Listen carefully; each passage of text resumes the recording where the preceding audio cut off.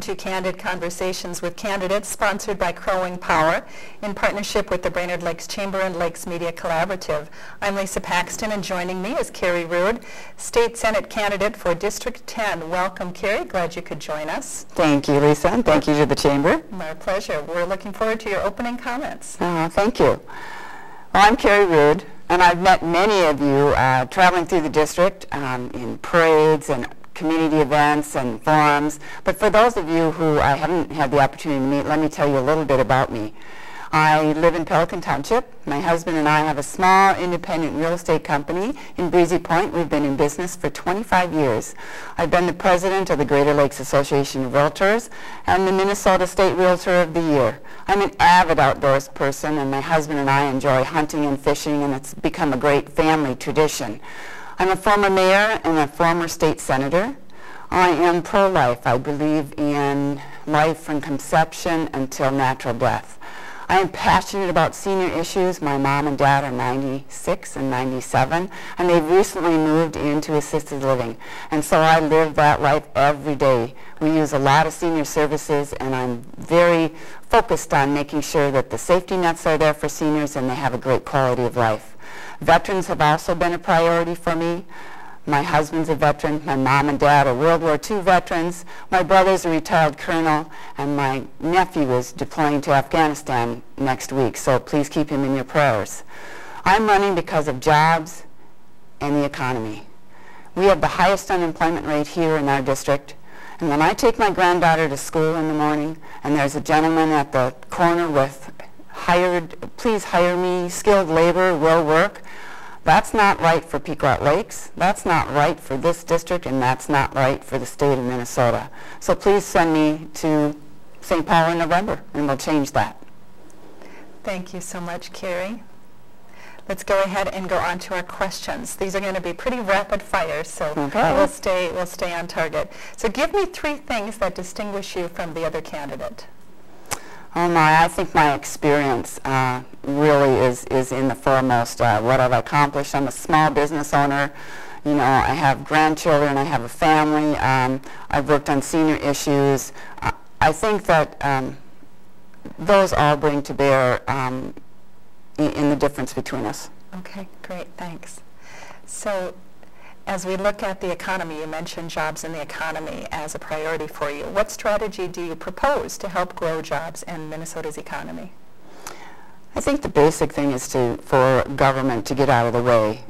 We have a 30% statewide business tax. We need to deal with that. We need to say that Minnesota is open for business. We welcome you. We're going to take away all the barriers that businesses find here in Minnesota. We have great competition, as you know, in North Dakota and South Dakota, and we need to make sure that they know that Minnesota is open for business. And part of that is looking at our tax structure and making sure that we just get out of business's way, small business. You look at our communities and all the businesses, the empty storefronts. You know, being a chamber director, that we have a lot of empty storefronts, and we need to welcome them back and say, you can do business in Minnesota. Okay, thanks. So let's talk about the state budget. Let's move from economy to state budget. What are your recommendations to balance the state's budget? Well, we know that the Republicans this time did a very good job. In 2 years, they went from a $6 billion budget deficit to a $1 billion surplus. We're looking at the tax receipts, and they look like they are growing. So they've done a very good job of holding the line and increasing revenues. And I think that there's no reason for a tax increase if you can increase business revenues, because that gives you the added taxes that you need. Okay, thanks. So let's go from budget to transportation. Transportation is important to our rural central Minnesota area.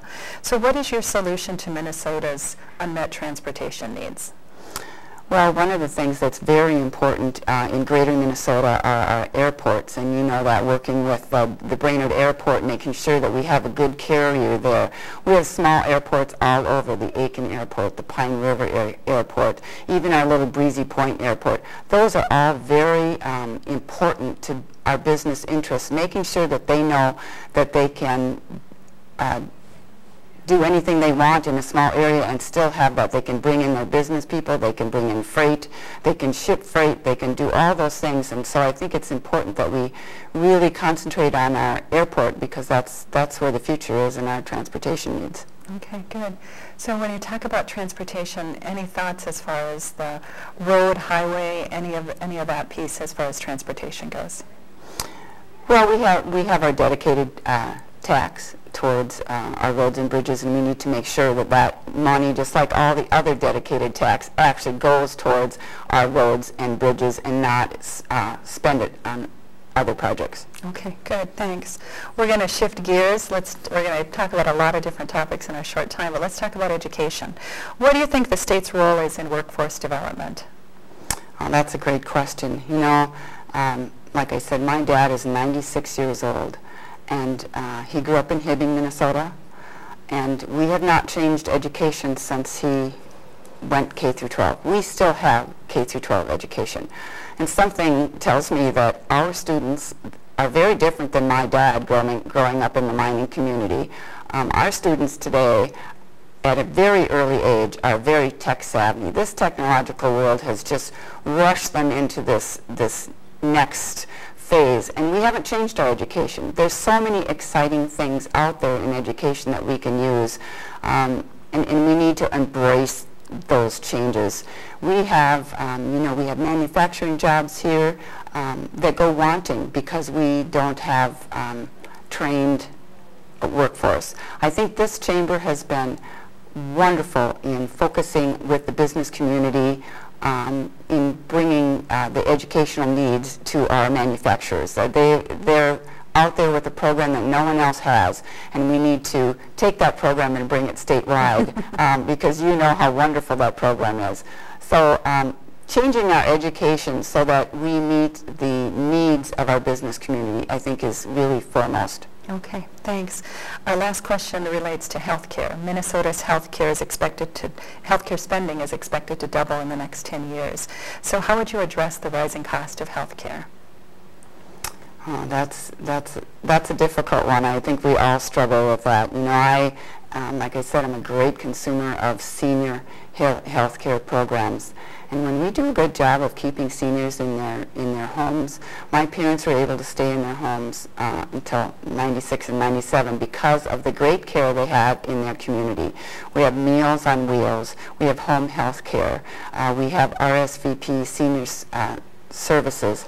And those are the things that keep our seniors in their homes and helps keep our health care cost down. Okay, great, thanks. We are at the end of our questions. We've got about 15 seconds for anything else you want to add?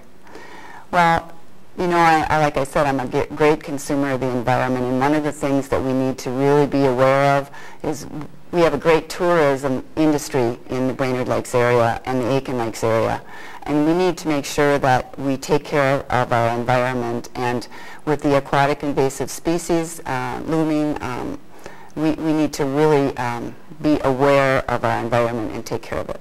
Great. Thank you again for joining us. This has been Candid Conversation with Candidates. Visit this and other interviews online at votebrainerdlakes.com, and remember to vote November 6th. Thank you.